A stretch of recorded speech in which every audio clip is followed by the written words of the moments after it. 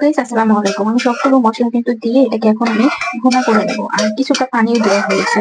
এখানে মশলা হিসেবে দেওয়া হয়েছে হলুদ মরিচ 1 টেবিল চামচ পরিমাণে, আর দেওয়া হয়েছে ধনিয়া এবং জিরা গুঁড়া যেগুলো 1/2 টেবিল চামচ পরিমাণে, আর কাঁচা পেঁয়াজ আর মরিচ দেওয়া হয়েছে। আর আমি এখানে দিয়ে দিয়েছি আদা রসুনের পেস্ট, দিয়ে দিয়েছি স্বাদ অনুযায়ী লবণ, আর এখানে দেওয়া হয়েছে টমেটো, একটা টমেটো ফালি, যেটা দিয়ে আমি এটাকে এখন সুন্দর মতো কষিয়ে নেবো। আর হাফ কাপের মতো পানি দিয়ে দিয়েছি যেন মশলাটা পড়ে না যায়। এইভাবেই আমি এটাকে এখন কষিয়ে নেবো। ওয়েট করতে থাকুন বাকিটা রান্না হওয়া পর্যন্ত। কিছুক্ষণ আমি ঢাকনা দিয়ে ঢেকেছিলাম, এখন ঢাকনাটা খুলে নিচ্ছি। দেখতে পাচ্ছেন কতটা পারফেক্ট কালার চলে আসছে। আমি আরেকটু কিছুক্ষণ ঢাকনা দিয়ে আবার রেখে দেবো, তারপরে তুলে মাছ দিয়ে দেবো। সকলেই তুলতে থেকে এরপর যে আবারও ঢাকনাটা তুলে নিচ্ছি। কিন্তু তারপর একদমই পানি শূন্য হয়ে গেছে ঢাকনা দিতে, এখন কিন্তু আমার তেলটাও উঠে আসছে। এই পর্যায়ে আমি কিন্তু এখন দিয়ে দেবো ঝোলের জন্য পানি।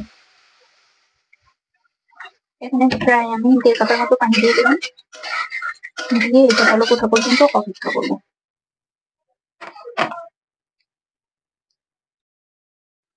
এদিকে কিন্তু আমার ভাজনাটা একদমই পানি দেওয়ার পর বলক উঠে আসছে।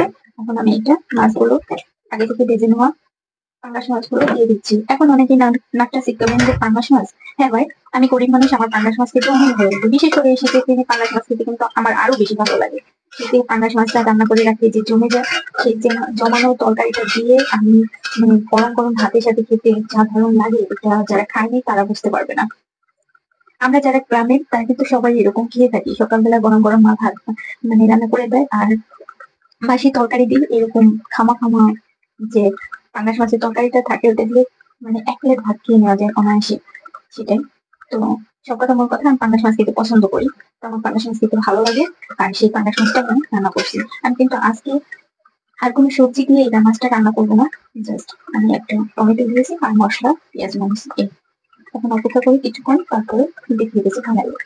মাছটা রান্না কিন্তু প্রায় শেষের দিকে, ঝোলের পরিমাণটা আর একটু কমিয়ে নেবো, তাহলে আমার মাছ রান্নাটা কিন্তু হয়ে যাবে।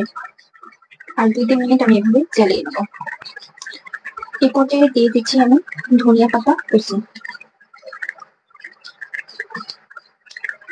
আর শীতকালে এরকম ধনিয়া পাতা কুচি দিয়ে যদি মাছ রান্না করা হয়, তাহলে সেটা স্বাদ কিন্তু আরো দ্বিগুণ বেড়ে যায়।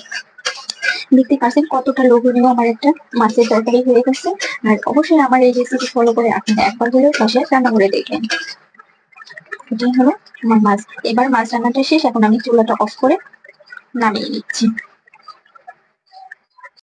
এই হলো আমার পাঙ্গাস মাছের ফাইনাল লুক। দেখতে পাচ্ছেন কতটা লোভনীয় খাবার হয়েছে। কার কার থেকে খেতে ইচ্ছা করছে সেটা অবশ্যই কমেন্ট করে জানাবেন। আর আজকের ভিডিও আমি এখানেই শেষ করে দিচ্ছি। সবাই ভালো থাকবেন, সুস্থ থাকবেন। আল্লাহ হাফেজ।